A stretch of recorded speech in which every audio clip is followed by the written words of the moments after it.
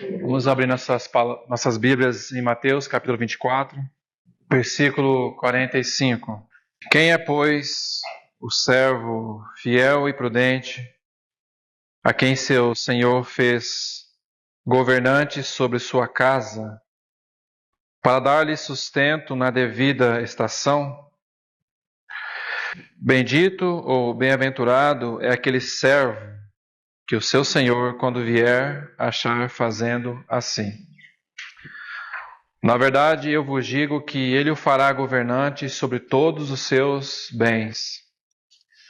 Mas, se aquele mau servo disser no seu coração: o meu Senhor tarda em vir, e começar a espancar os seus conservos, e a comer e a beber com beberrões, virá o Senhor daquele servo no dia em que ele não o espera, e na hora de que ele não sabe, e cortá-lo-á pelo meio, destinará a sua parte com os hipócritas, ali haverá pranto e ranger de dentes.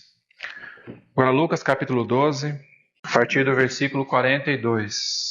E disse o Senhor: qual é, pois, o mordomo fiel e prudente, que seu Senhor fará governante sobre os servos, para lhes dar uma porção de alimento na estação devida? Abençoado é aquele servo a quem o Senhor, quando vier, achar fazendo assim.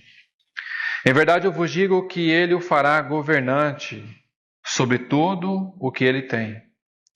Mas, se aquele servo disser em seu coração: o meu Senhor atrasa em sua vinda, e começa a espancar os servos e servas, e a comer e a beber e a embriagar-se, o Senhor daquele servo virá em um dia quando ele não espera, e em uma hora quando ele não estiver ciente, e açoitá-lo-á severamente, e irá designar-lhe sua porção com os incrédulos. E o servo que sabia a vontade do seu senhor, e não se preparou, nem fez conforme a sua vontade, será castigado com muitos açoites. Mas o que não sabia e fez coisas dignas de açoites, será castigado com poucos açoites. Porque a quem quer muito for dado, muito será requerido dele. E para o homem que muito foi confiado, muito mais se exigirá dele. Segundo aos Coríntios, capítulo 5, versículo 10. Porque todos devemos comparecer diante do tribunal de Cristo, para que cada um possa receber as coisas feitas no seu corpo, segundo o que tiver feito, se é bom ou ruim. E esses textos estão tocando, na verdade, a vida deste mordomo fiel e prudente. Então, como que esse mordomo fiel e prudente ele está vivendo à luz do tribunal de Cristo? E há duas palavras que caracterizam a vida desse mordomo. A primeira, em Lucas 12, é o nosso foco central. A primeira palavra é vigilância. Vigilância, sobretudo. Vigiai, pois, porque vocês não sabem a hora que virá o vosso Senhor. Então, esse Senhor que virá, e nós não sabemos a hora, mas nós sabemos que ele virá, isso é um fato. A palavra de Deus está muito clara a respeito da volta do nosso Senhor. Então, a que hora realmente nós estamos na volta do Senhor? Porque vai alta noite, irmãos.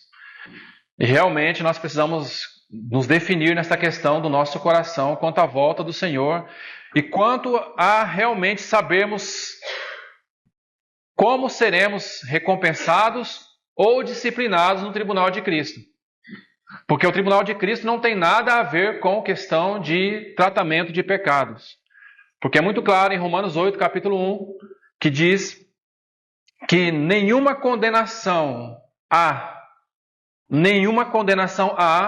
para aqueles que estão em Cristo Jesus, que não andam segundo a carne. Por que nenhuma condenação há para esses que estão em Cristo Jesus? Porque o versículo 2 vai dizer: porque a lei do Espírito da vida nos livrou da lei do pecado e da morte. Então é uma realidade, isso é um fato. Esse é um fato que a palavra de Deus assim coloca. Mas a questão, irmãos, é que há um caminho a ser percorrido.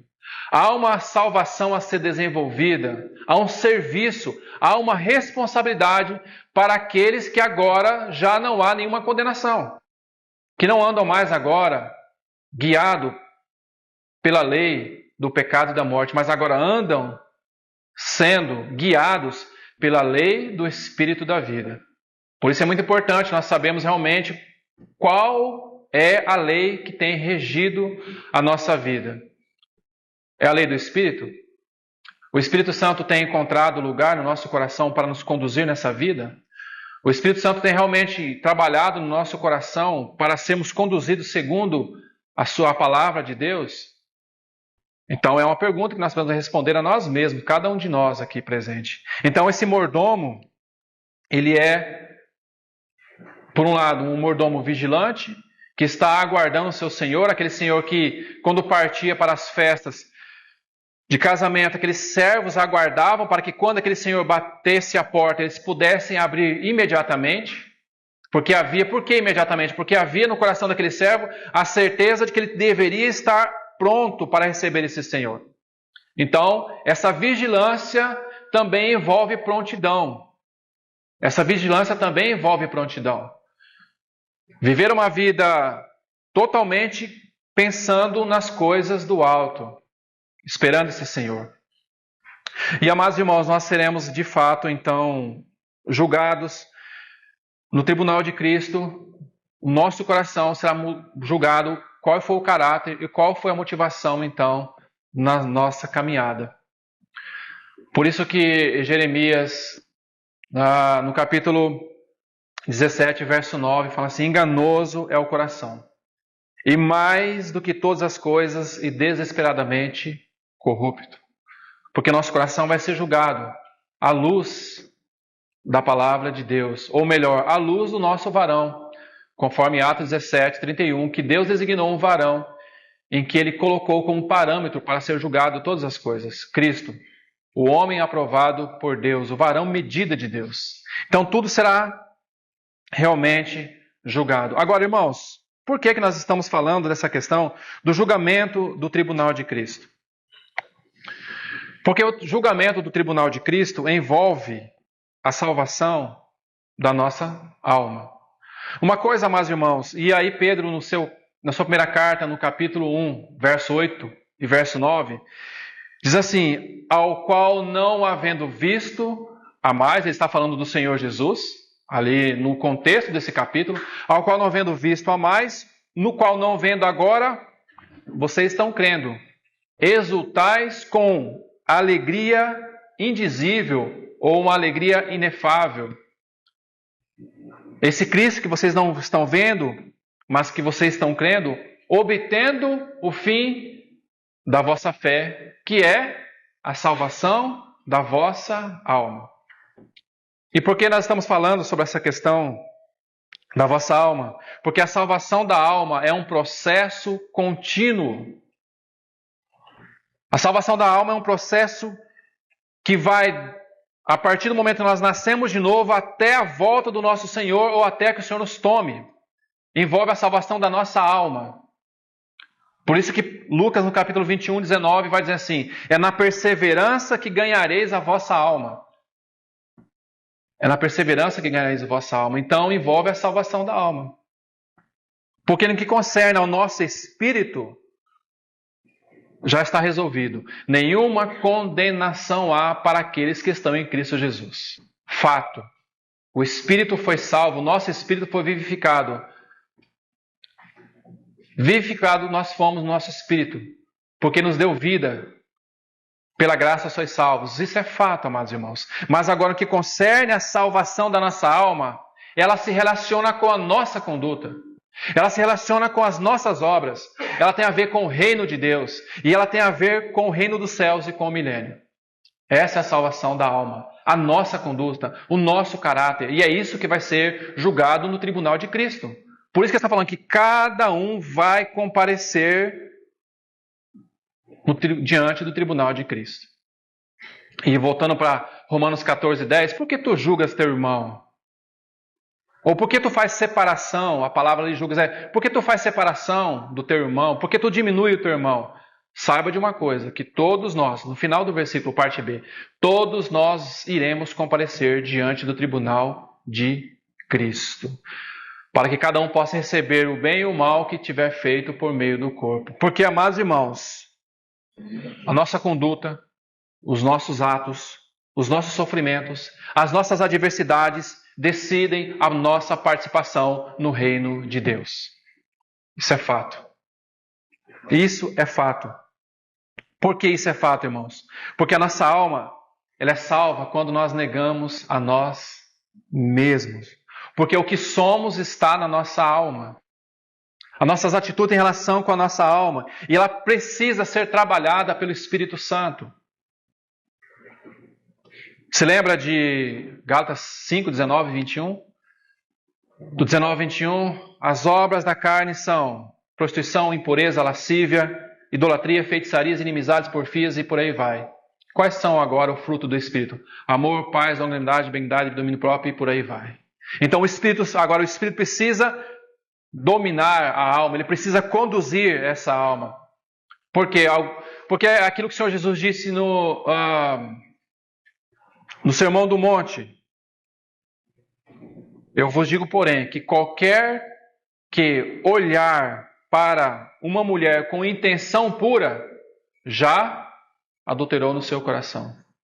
Ou seja, a intenção agora aqui. Se no teu coração tu contemplas um pecado, então tu já cometeste esse pecado, no que concerne este assunto aqui. E muito mais, porque ele fala assim, do coração procedem, no mesmo evangelho de Mateus capítulo 15, como também Marcos 7, do coração procedem os maus desígnios, do coração procedem os homicídios, do coração procedem os adultérios, a prostituição, os furtos, os falsos testemunhos e as blasfêmias. Então, por isso há a necessidade de nós sermos salvos no Espírito, mas agora nós sermos salvos na nossa alma. Porque as obras da carne precisam ser colocadas sobre o domínio, vamos colocar assim, sobre o domínio do Espírito, para que o Espírito agora possa frutificar em nossas vidas. Então, amados irmãos, quando nós olhamos para essa questão da salvação da alma, nós temos que olhar para a vida de Pedro, no capítulo 16 de Mateus. Ali o Senhor está falando de Cristo, a igreja, o reino e a cruz. E então Pedro, lá pelos versículos 21 para frente, quando o Senhor fala que ele teria que passar passar pela cruz, Pedro já era assim uma pedra, digamos, viva. Pedro já era um homem salvo. Pedro já conhecia o Senhor. Mas ainda, sabe o que Pedro tinha ainda, amados irmãos? Pedro tinha muito amor próprio. Pedro tinha ainda muito confiança nas suas próprias forças. Pedro tinha ainda muita confiança na sua capacidade. Pedro ainda não estava disposto a passar pelos sofrimentos da cruz. Então, por isso que ele vai falar assim para o Senhor. Chama o Senhor à parte, o texto vai dizer assim, ele chama o Senhor à parte e começa a reprovar o Senhor. Ele fala assim, Senhor, tem compaixão de ti. Tem compaixão de ti. Isso de modo nenhum vai te acontecer, Senhor. Porque onde estavam os olhos de Pedro? Os olhos de Pedro estavam apenas nesse terreno, ou nessa terra. Então o que o Senhor fala para Pedro? Arreda de mim, Satanás. Porque tu não pensas, tu não cogitas, tu não pensas das coisas de Deus, mas sim das que são dos homens. Porque então, neste caso, ainda que Pedro fosse um homem salvo, a sua alma estava em realce. Ele falou, não, Senhor, tem compaixão de ti. Isso não vai acontecer contigo. Então o Senhor vai falar no versículo 27, versículo 26 e 27 de Mateus 16. Pois o que aproveita o homem ganhar o mundo inteiro se perder a sua alma? Ou que dará ao homem recompensa pela sua alma? Porque o Filho do Homem virá na glória de seu Pai com seus anjos, e então Cada um receberá segundo as suas obras. E obras aqui, essas obras aqui não têm nada a ver com salvação. Nós não somos salvos por obras. Nós não somos salvos pelo que fazemos.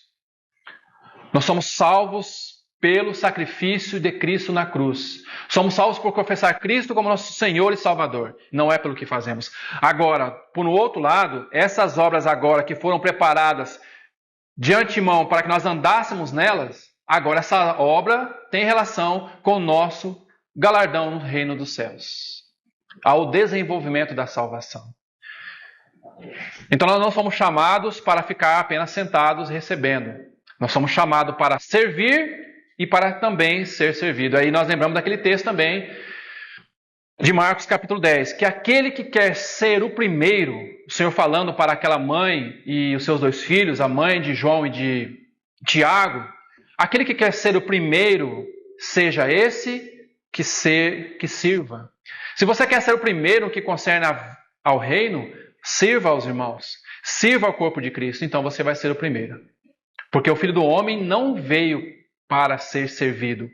Veja, ele está dizendo aqui, ele não veio para ser servido, mas ele veio para servir e para dar a sua vida em resgate por muitos. O quanto nós precisamos aprender com o nosso Senhor o que realmente é servir.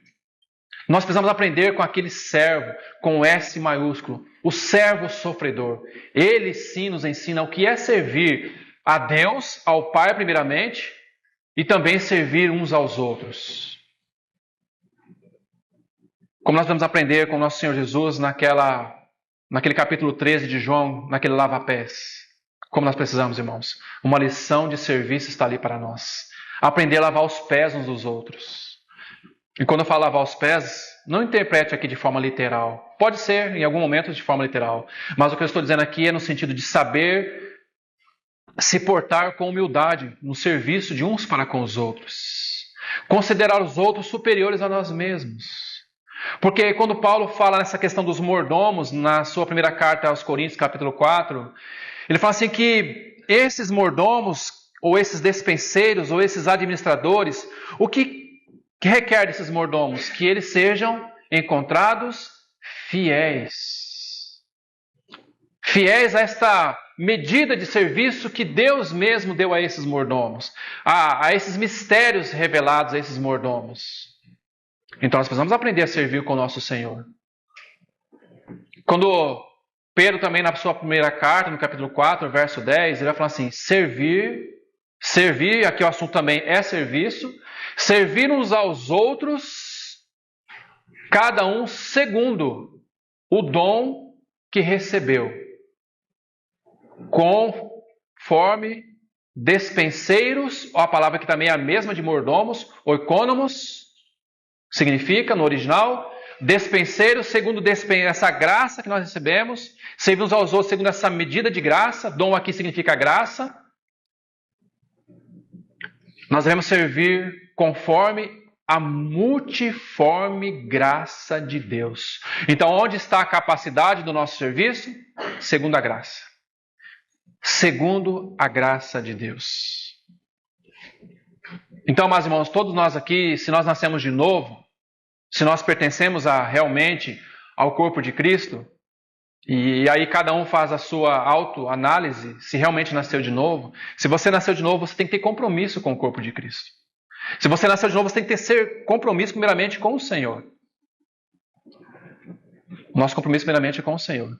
Porque ele fala assim, servir uns aos outros. Mas como que vamos servir uns aos outros? Conforme eu quero? Não. Você serve um ao outro, segundo a medida que você recebeu desta graça, desse dom. Conforme despenseiro dessa multiforme. Por que multiforme? Fala de várias formas, vários ângulos, ou seja, isso fala da diversidade no corpo de Cristo. Diversidade no corpo de Cristo, irmãos, e não centralidade. Diversidade. Diversidade de dons, diversidade de serviços. Para que o corpo de Cristo possa ser, então, edificados e cada um possa crescer de maneira adequada. Então, servir uns aos outros, amados irmãos.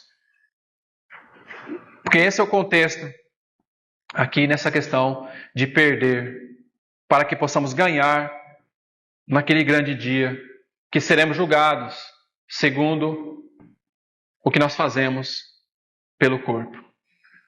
Portanto, amados irmãos, perder aqui a vida da alma significa não seguir os desejos do coração e não ter satisfação e prazeres das coisas deste mundo. É negar a vida da alma. Negar a vida da alma. Porque quando nós olhamos nesse sentido da salvação da alma, amados irmãos, isso envolve a nossa responsabilidade, então, como mordomos, como despenseiros na casa de Deus. O texto de Mateus é muito claro para nós. Quando nós olhamos essa questão da casa. Olhe para o texto. Vamos voltar aqui em Mateus e eu quero destacar, olhe que como o Espírito Santo coloca essa expressão importante aqui em Mateus 24. Ele no versículo 45 ele coloca assim: quem é, pois? Em Lucas, ele não usa a expressão casa, mas está dentro do mesmo contexto. Quem é, pois, o servo fiel, prudente? Aqui ele está usando servo, palavra doulos, palavra que é escravo. Quem é o escravo? Esse escravo liberto. Esse escravo que agora se tornou um prisioneiro por amor de Cristo. Ele se tornou um prisioneiro de Cristo. Agora ele é um escravo por amor. Ainda que seja um escravo liberto, mas agora ele é um escravo por amor a Cristo. Então esse escravo está dizendo assim: a quem seu Senhor fez governante sobre sua casa. Sobre sua casa. Por que fiel? Porque fiel, a palavra significa digno de confiança. O que ele está dizendo aqui é que esse servo, então ele está pensando, quem é esse servo que o Senhor pode dar confiança a ele? Quem é esse servo que ele pode confiar a sua casa? Ou os assuntos da sua casa? Quem é esse servo que ele pode confiar os seus conservos? Quem é? Quem é? Esse servo é fiel? Ele é digno de confiança? Ele é prudente? O que é prudente aqui? É ser sábio. Mas qual sabedoria? Não a sabedoria do mundo, mas a sabedoria que vem do alto. A sabedoria que vem de Deus. A sabedoria que vem do cabeça que é Cristo. Para que possamos saber como nos conduzir, ou como conduzir aqueles conservos que o Senhor tem confiado a nós para nós darmos o sustento em tempo devido. A medida de comida no tempo devido, nem mais e nem menos, mas a medida adequada. Então, amados irmãos, quem é o servo? Quem é o mordomo? Ah, mas eu fui chamado apenas para ficar esperando o tempo passar. Não. Você não foi chamado para ficar esperando o tempo passar. Lembre-se, nós compareceremos perante o tribunal de Cristo. E lembre-se da parábola dos talentos. Lembre-se da parábola das minas. Ah, Senhor, eu escondi. Eu coloquei no lenço e escondi. Você foi negligente. E porque você foi negligente, então o que você vai fazer agora? Você vai sofrer restrição. O que é sofrer restrição? É não participar do reino. E reino não tem a ver com salvação. Reino tem a ver com galardão. A palavra é muito clara sobre isso. Basta nós pegarmos os textos aqui e fazermos um estudo sobre essa questão do reino, amados irmãos. Por isso, que aqueles que se esforçam se apoderam do reino. Veja a palavra esforçar aqui. O que é esforçar? É um estado de letargia? É um estado de ficar parado? Não. Esforçar demanda uma ação. Demanda uma ação da nossa parte. Então aqueles que se esforçam, eles se apoderam do reino. Porque, irmão, ninguém vai dar uma coroa para aquele que não luta. Se você não luta, se você não coloca a tua vida, se você não nega a tua alma, a tua vida almática aqui, se você não toma a cruz, você não toma a sua cruz, nega-se a si mesmo, segue o Senhor, como que você vai querer ser coroado no dia do tribunal de Cristo? Isso é impossível. Nenhum soldado nesta vida se envolve, nenhum soldado em combate se envolve, Paulo falando a Timóteo, nenhum soldado em combate, porque nós estamos em combate, irmãos. Ou não? Claro que nós estamos. Nossa luta não é contra carne e sangue, mas contra principados e potestades nas regiões celestiais. Nós estamos. Efésios capítulo 6, nós estamos em guerra. É uma luta diária. Carne contra espírito é uma luta diária. Então nós estamos em combate. Então nenhum soldado em combate se envolve com os negócios desta vida. Porque o seu objetivo, a sua meta, o seu alvo é satisfazer aquele que o alistou. Essa é a meta desse soldado. Essa é a meta dele.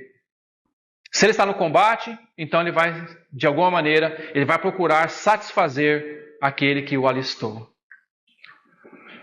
Então, irmãos, não pensemos nós que nós vamos chegar diante do Senhor naquele dia e não consideramos nada que o Senhor está falando conosco e achar que nós vamos ganhar uma coroa. Pelo contrário, nós devemos preservar aquilo que temos recebido, conforme ele fala para a carta à igreja de Filadélfia. Conserva a tua coroa, para que ninguém tome ela. Ou seja, nós só podemos guardar aquilo que temos. Então nós podemos perder a coroa, ou seja, nós podemos perder o reino, não a salvação. O reino sim, porque o reino exige esforço. Esforçai-vos por entrar pela porta estreita. Esforçai-vos por entrar. Então essa questão da vida almática, nós precisamos realmente que o Espírito Santo tome essa parte da nossa vida. Negarmos a nós mesmos. Isso é o que significa, amados irmãos. Apenas vou dar os textos para os irmãos aqui, em razão do tempo. Nós não vamos ter tempo de tocar em alguns aspectos aqui, mas quando será o tribunal de Cristo? Se os irmãos abrirem lá e quiser anotar, Lucas 14 vai nos dizer. E também Apocalipse capítulo 11, do verso 15 ao verso 18. Esse apenas vou ler para os irmãos, que é importante para nós entendermos quando será o tribunal de Cristo.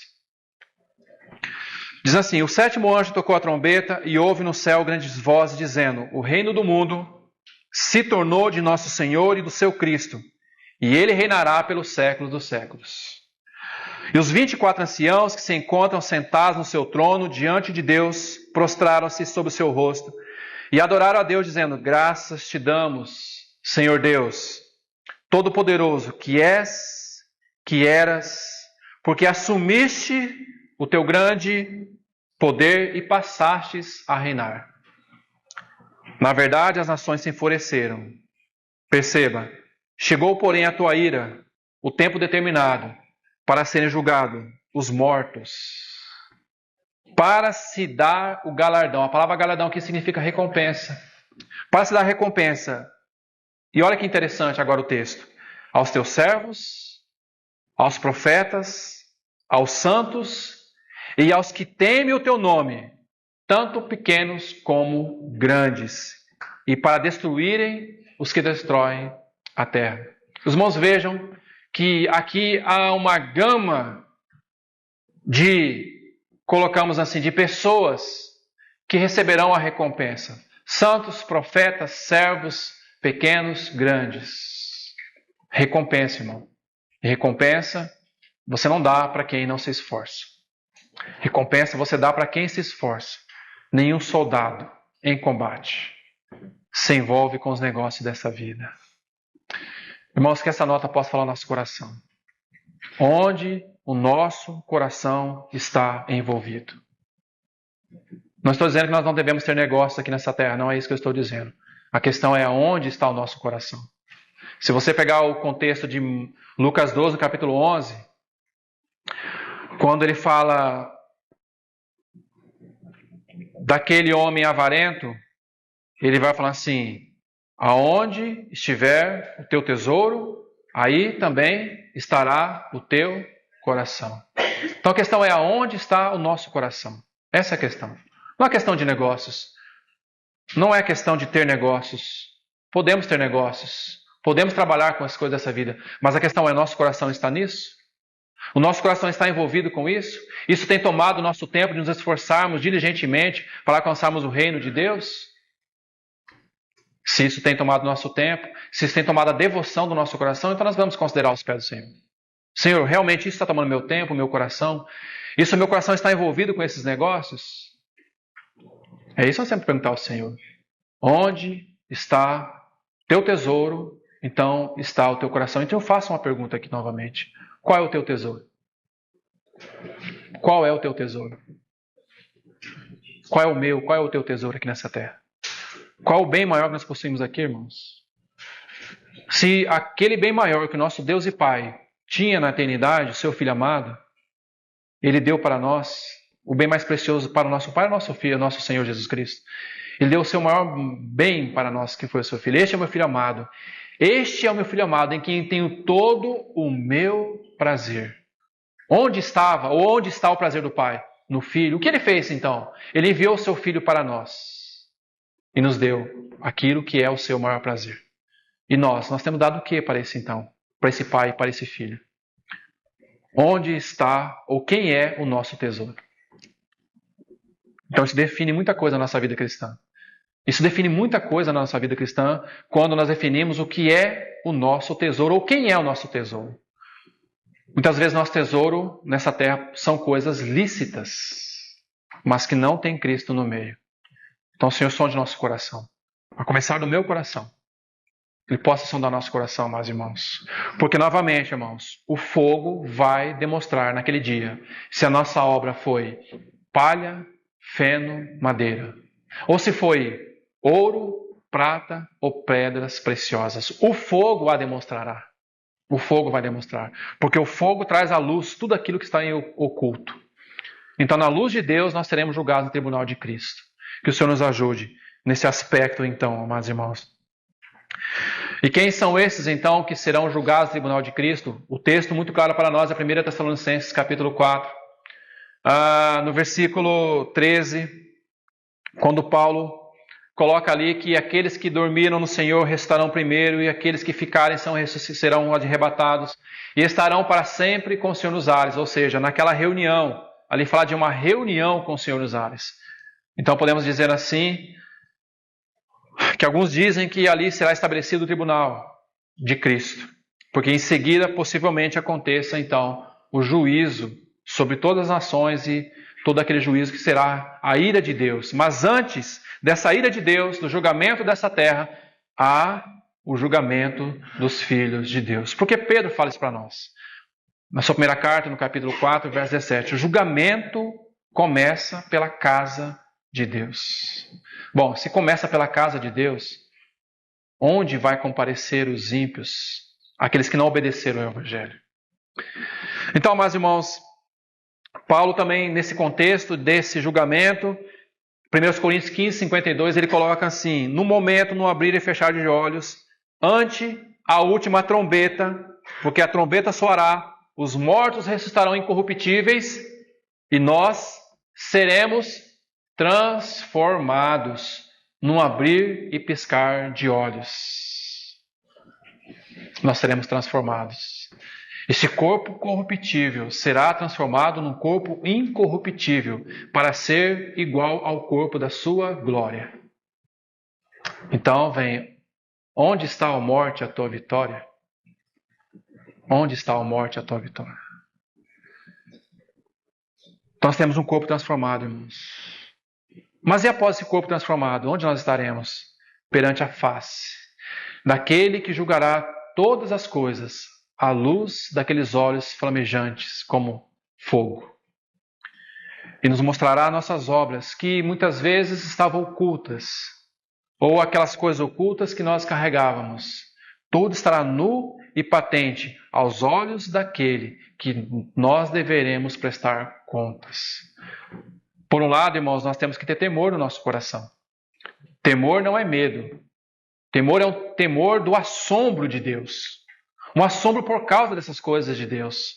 Porque Deus vai nos julgar, mas nós não seremos julgados agora como pessoas não salvas, nós seremos julgados como filhos. Então há um assombro no nosso coração. Senhor, como está a minha vida? Como está realmente esse esforço para estar diante de Ti, estar em pé diante de Ti, isento, inculpável diante do Senhor? Então é um assombro para nossos corações. Então nós seremos colocados sob a luz do julgamento de Deus. Porque Apocalipse também 22, 12 vai dizer e diz para nós que eis que venho sem demora. Eis que venho sem demora, e comigo está o galardão. E aqui é a palavra do nosso Senhor Jesus Cristo dizendo: comigo está a recompensa para retribuir cada um segundo as suas obras. Essas obras agora que acompanham a fé. Obras sem fé não tem salvação. Agora, obras com fé têm recompensas. Por isso, amados irmãos, que possamos considerar isso aos pés do Senhor. Esse aspecto de comparecermos diante do tribunal de Cristo. Sabe por quê, irmãos? Quero falar agora um pouco desse aspecto desse servo, desse tempo que nos resta aqui, desse servo que não foi fiel e prudente. E fazer um paralelo aqui em pontos com a parábola das 10 virgens. Porque a parábola das 10 virgens também toca o aspecto do reino dos céus. E creio que os irmãos já ouviram muito isso aqui. Que virgem tem relação com aqueles que são salvos. Assim como o servo tem relação com aqueles que também são salvos. Não há o que se ter dúvida quanto a esse aspecto. E então nós envolvemos aqui a questão: nós somos o servo bom ou nós somos o servo mau? Porque aqui é o mesmo servo. O fato foi que este servo, se os irmãos lerem o texto, o fato é que esse servo, ele se tornou um servo negligente. Porque ele disse assim: o meu senhor demora-se. Então, como ele está demorando, eu vou viver a minha vida da minha maneira. Eu sou um cristão, mas o meu senhor está demorando. Para que ter compromisso com as coisas do reino? Para que ter compromisso com o corpo de Cristo? Vou viver minha vida, está muito bem, eu participo das reuniões do domingo, está satisfeito. Mas sabe o que significa a palavra? Já falei de manhã, mas vou repetir. A palavra conservo, no original significa terapeia. O que é terapeia? Significa cura. Então significa que nós, os conservos, somos aqueles que curam uns aos outros. E aí então vem uma pergunta: você consegue curar sozinho na sua casa, estando lá sozinho? Você consegue curar as suas feridas da alma sem um abraço afetuoso de um irmão que conhece as profundezas do seu coração, de um companheiro cristão? O Senhor não nos chamou para viver uma vida isolada, irmãos. O Senhor não nos chamou para viver uma vida só. O Senhor nos chamou para viver uma vida em comunhão uns com os outros. Porque é na vida da comunhão que está a bênção e a cura. Então nós só podemos ser cura de uns para com os outros tendo uma relação de vida de um para com os outros. Mas qual vida? A vida da videira verdadeira. Por isso que é conservos. Por isso nós podemos curar uns aos outros. Dizia pela manhã também que um abraço de um irmão, ele cura feridas da alma. Certamente pode ter um contexto aqui de alguns irmãos. Quantos irmãos aqui não receberam um abraço afetuoso de seus pais na infância? Que passaram por traumas na sua infância? Mas que quando vem para a vida da igreja, e se a vida de Cristo realmente está fluindo no nosso meio, quando nós estamos realmente recebendo essa alegria, esse amor de um para com os outros, quando nós recebemos um abraço de um irmão, nós recebemos o abraço de Deus. Porque a vida de Cristo está sendo ali ministrada. Então, quantos irmãos aqui talvez não conheço a história dos irmãos, mas possa ser que entre nós existem irmãos que nunca experimentaram um abraço de um pai ou de uma mãe, mas que quando vem para a vida da igreja, se de fato Cristo está ali, porque, amados irmãos, não é pelo fato de termos um nome de cristão. A questão é: a vida de Cristo está correndo? Porque um corpo num caixão, ele é corpo, mas ele não tem vida. Ele não tem vida. Ele não deixa de ser corpo, mas ele não tem vida. Nós podemos ter o nome do corpo de Cristo. A pergunta é: a vida de Cristo está correndo em nós e entre nós? Porque se estiver correndo, então nós podemos curar uns aos outros, os conservos. Essa vida de terapia. Não tem problema, irmão, de você fazer terapia com um psicólogo, não. Não estou dizendo que você não tem. Mas a maior terapia que nós podemos ter para ser curado é a vida do corpo de Cristo. Se nós entendemos o que é a vida de Cristo mesmo. A vida de Cristo. É aqui que nós podemos ser curados. Dos nossos medos, dos nossos anseios, dos nossos traumas. a vida do corpo de Cristo. E isso você não aprende na organização humana. Isso você não aprende na compreensão humana. Isso você só aprende pelo Espírito. Graças ao Senhor por isso, irmãos. Então, esse conservo. Então, quem é esse conservo? Ou quem é esse servo que o Senhor deu sobre a sua casa para dar sustento aos seus conservos?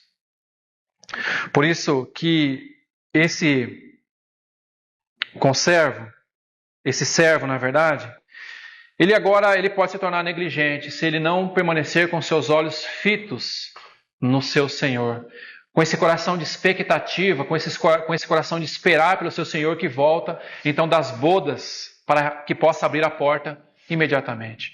Então, amados irmãos, o Senhor disse assim em Lucas 21:34. Olha o que o Senhor disse ali. Cuidado por vós mesmos, para que não aconteça que os vossos corações se carreguem de glutonaria, de embriaguez e dos cuidados desta vida. Glutonaria e embriaguez, a mesma palavra que ele está falando desse servo, que agora era um servo fiel, um servo prudente, que agora, por uma razão, ele começou a ir por outro caminho. Então, para que a glutonaria, embriaguez, cuidados da vida, não sobrecarregue o nosso coração. Porque isso pode sobrecarregar, amado irmão. E há um detalhe aqui que gostaria de chamar a atenção para este servo, ou para este mordomo também. É que o Senhor diz aqui em Mateus, mas também em Lucas, uma expressão muito importante, que diz assim: quem é esse servo fiel e prudente, a quem o Senhor fez governante ou quem ele confiará? No caso de Mateus, ele coloca confiou a sua casa, mas no caso de Lucas, ele fala assim, confiará aos seus conservos. O que é confiar? Confiar é reger sobre. Confiar é se colocar como governante sobre. Então, quem é esse servo?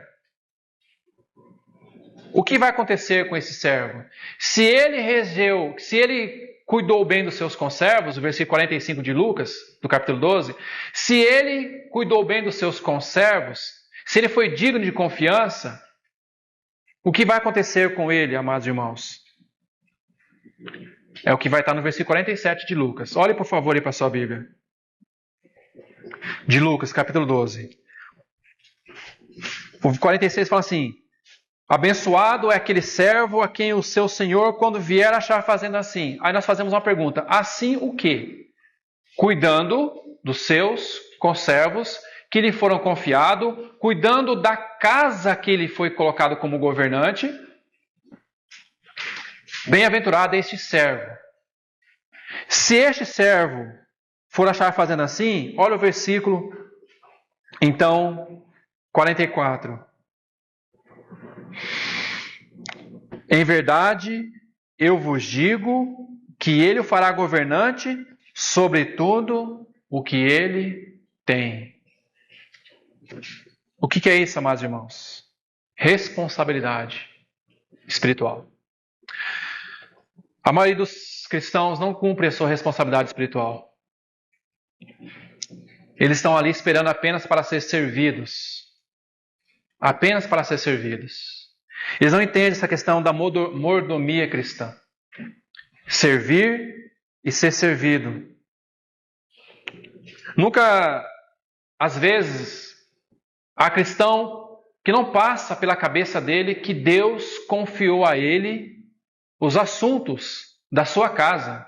Que Deus confiou a ele os assuntos dos seus conservos. Às vezes ele pensa que a vida cristã é apenas algo de cumprimento de metas. Mas engana-se esse cristão.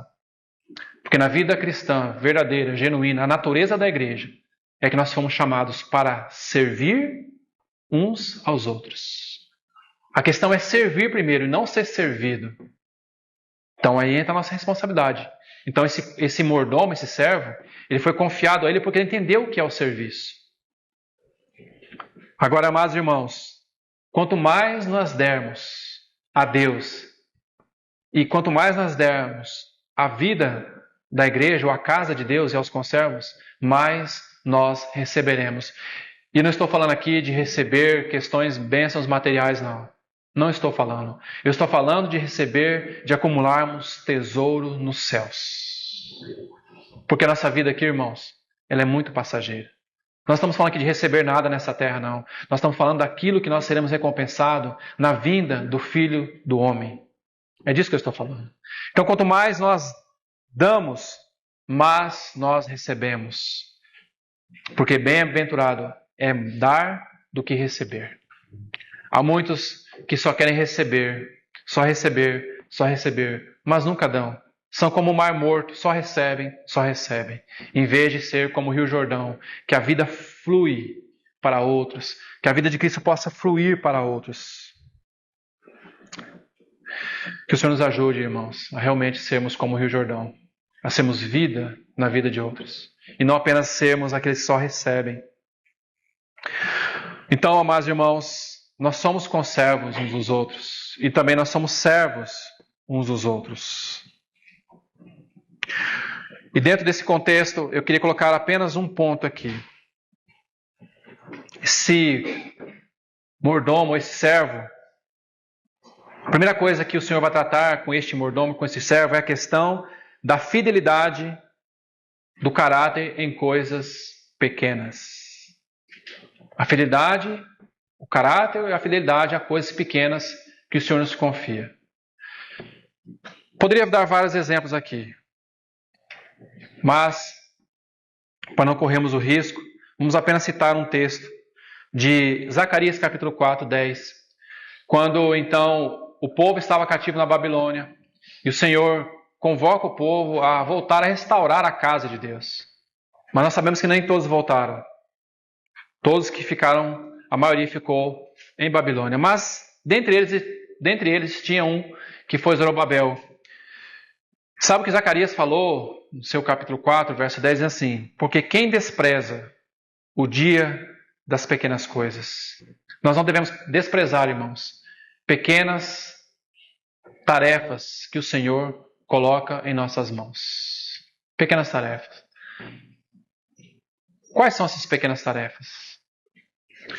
Por exemplo, numa confraternização de almoço, lavarmos pratos. Parece tão sem valor, não é, irmãos? Mas não é sem valor. Se aquilo está sendo feito de coração ao Senhor, sem ter algo em troca, então não é pequena coisa. Então, às vezes, irmãos, quantas vezes as ocupações da vida roubam o nosso tempo com a palavra, com a oração e com a comunhão. Pequenos 10 minutos, pequenos 15 minutos daquele dia. Pequenos 15 minutos, 10 minutos. Parece pequeno, né? Mas isso não roubam o nosso tempo. Isso nos faz a não realmente alcançarmos um ponto de esforçarmos pelo reino. O interessante é que o nosso Senhor diz assim, que bem está, servo bom e fiel, porque foste fiel no pouco. Ele não está falando que nós fomos fiel no muito, mas fomos fiel no pouco, sobre o muito te colocarei. Fidelidade, irmãos. A questão aqui, novamente, é fidelidade.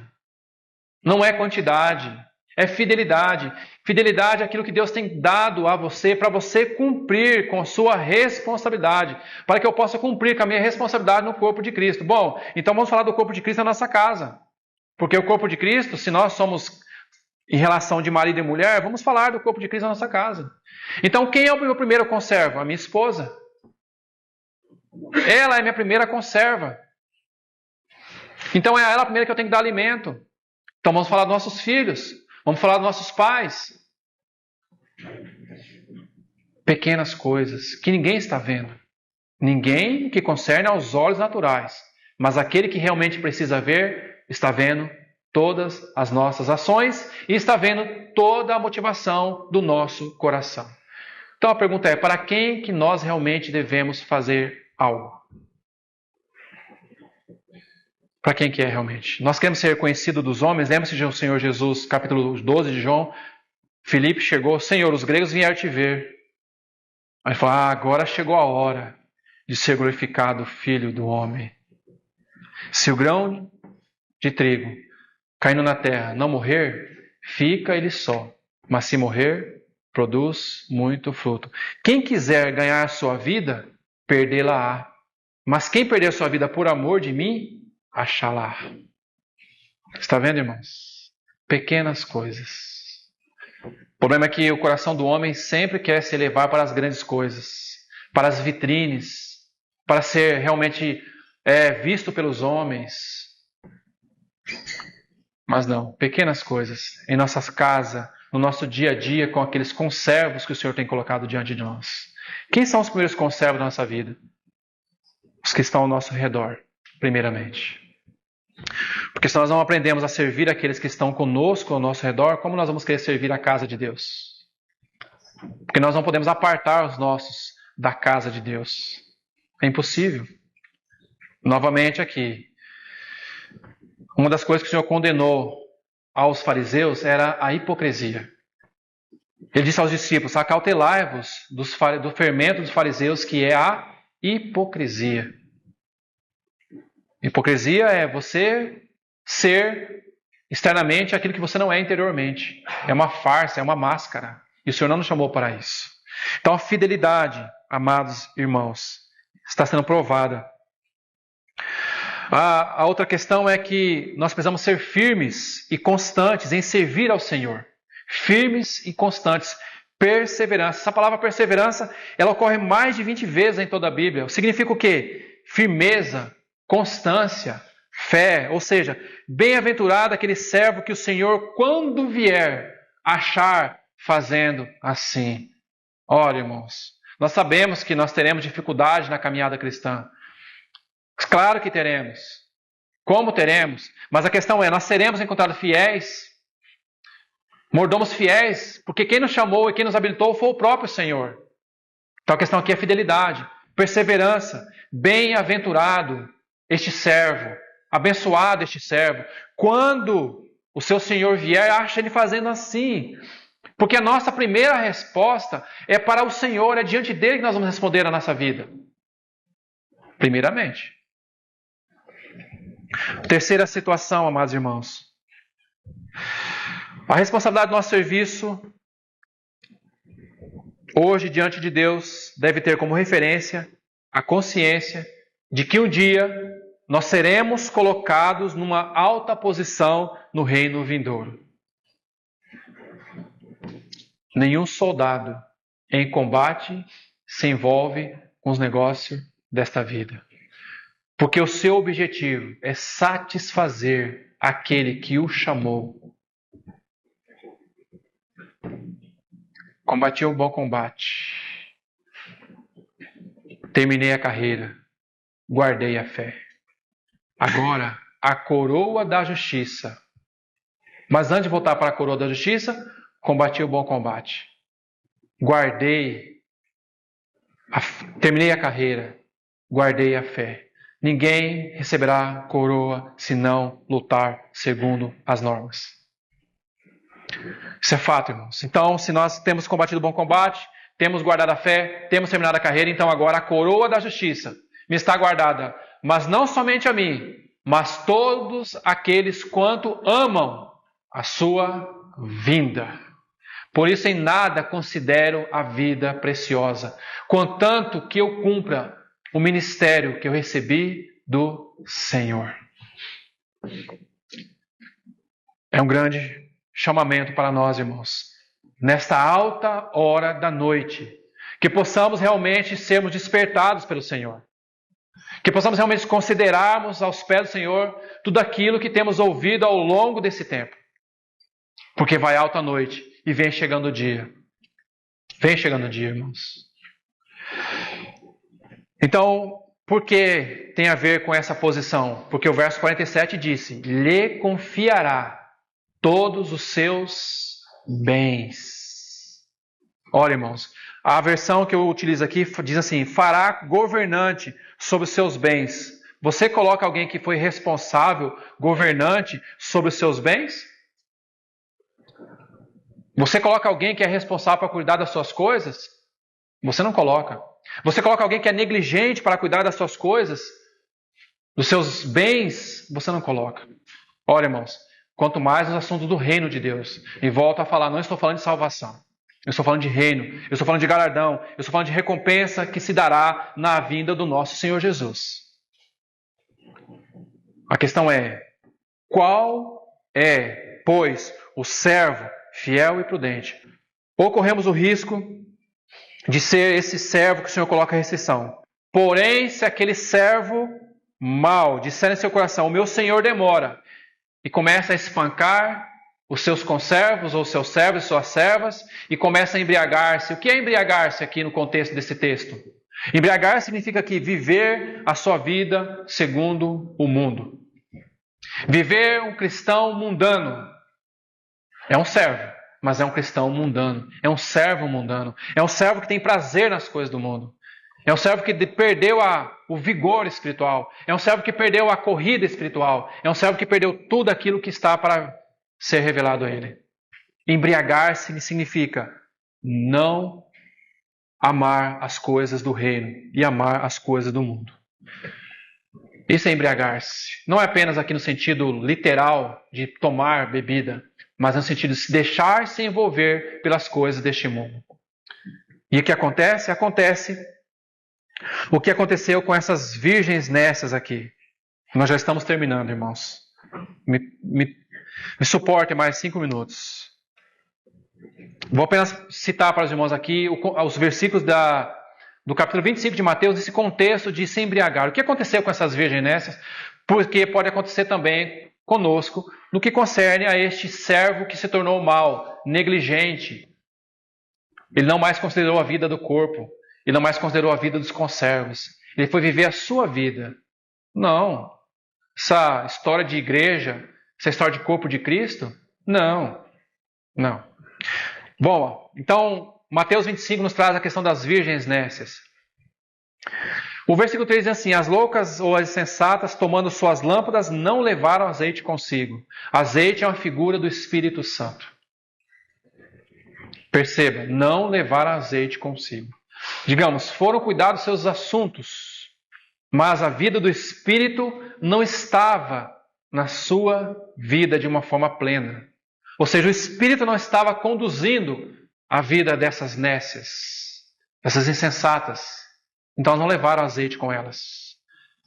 É como se ela falasse assim: fica aqui, Espírito Santo, eu vou viver a minha vida. Mais ou menos assim. Então, as prudentes, o que elas fizeram? Levaram suas vasilhas com azeite, além da lâmpada. O noivo tardou, mas à meia-noite tem aquele grito: eis o noivo. Porque elas dormiram, elas tosquenejaram, elas cochilaram, mas tem esse grito: eis o noivo. Então o texto vai dizer no versículo 7, todas elas se levantaram e prepararam as suas lâmpadas. Mas tem um detalhe, irmãos. As nécias não tinham azeite extra nas suas lâmpadas. O noivo apareceu. Todos nós compareceremos perante o tribunal de Cristo.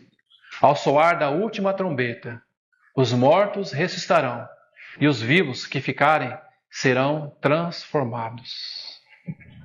Elas não tinham azeite extra. A vida do Espírito não estava mais fluindo naquelas vidas. E aí o texto vai dizer assim, as loucas, versículo 8, e as loucas disseram às prudentes: dai-nos do vosso azeite, porque as nossas lâmpadas se apagam.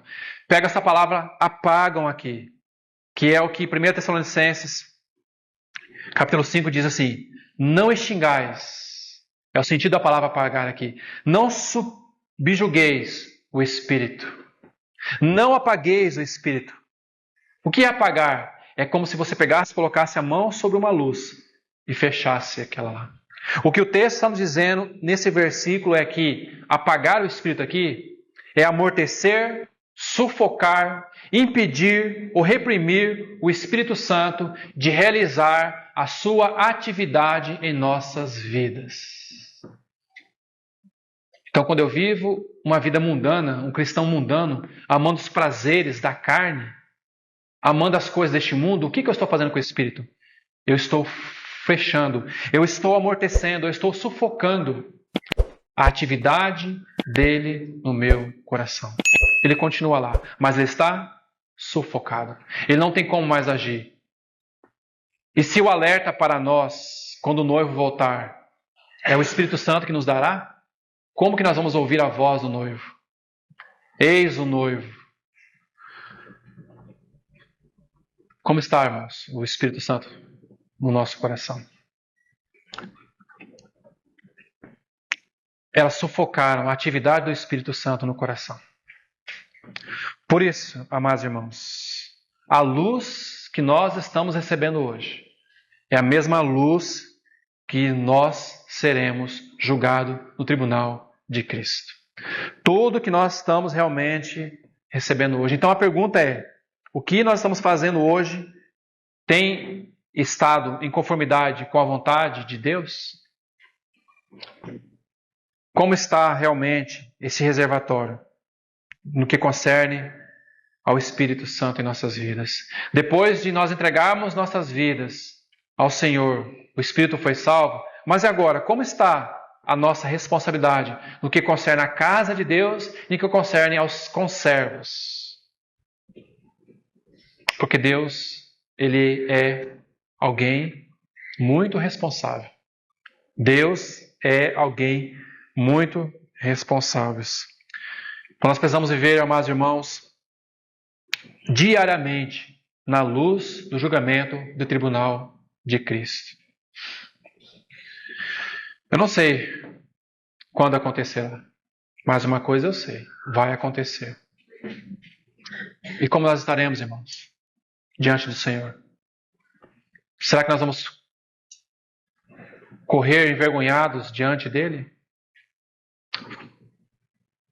Se o Senhor viesse agora, eu e você, nós estaremos prontos para vê-lo sem nenhuma vergonha? Nós estaremos prontos, irmãos? Se o Senhor estivesse aqui agora tocou a última trombeta, num piscar de olhos, nós estaríamos diante do nosso Senhor. Será que nós estaríamos diante dele em pé, isentos de culpa, com o coração realmente de uma virgem prudente e de um servo fiel e prudente? Como, irmãos? Por isso que a forma como eu e você é responsável hoje determina o julgamento no tribunal de Cristo. A mais perigosa das ilusões é acreditar que sobra tempo. Eu estou com tempo. Não, eu estou com tempo. Eu sou novo. Eu estou com tempo. E o Senhor está ali, insistindo. Eu estou com tempo. O dia mais perigoso na vida de um homem é quando aprende que há uma palavra como amanhã. Amanhã. Amanhã eu cuido dos assuntos do reino. Amanhã eu cuido dos assuntos da casa de Deus. Amanhã eu cuido dos assuntos do Senhor. Amanhã. Amanhã eu me arrependo. Amanhã. Há coisas que não se podem adiar. Há coisas que ninguém vai saber se vai estar vivo amanhã. Amanhã. Que essa palavra possa realmente sair do nosso vocabulário, do nosso pensamento. Porque hoje, se ouvirdes a sua voz, não endureçais o vosso coração. Hoje, amados irmãos. Porque quando Cristo chegar, a melhor ocupação na qual podemos encontrar é o cumprimento do nosso dever. Espero que essas palavras possam ajudar e encorajar os irmãos nessa questão do reino e do tribunal de Cristo. Que o Senhor nos ajude.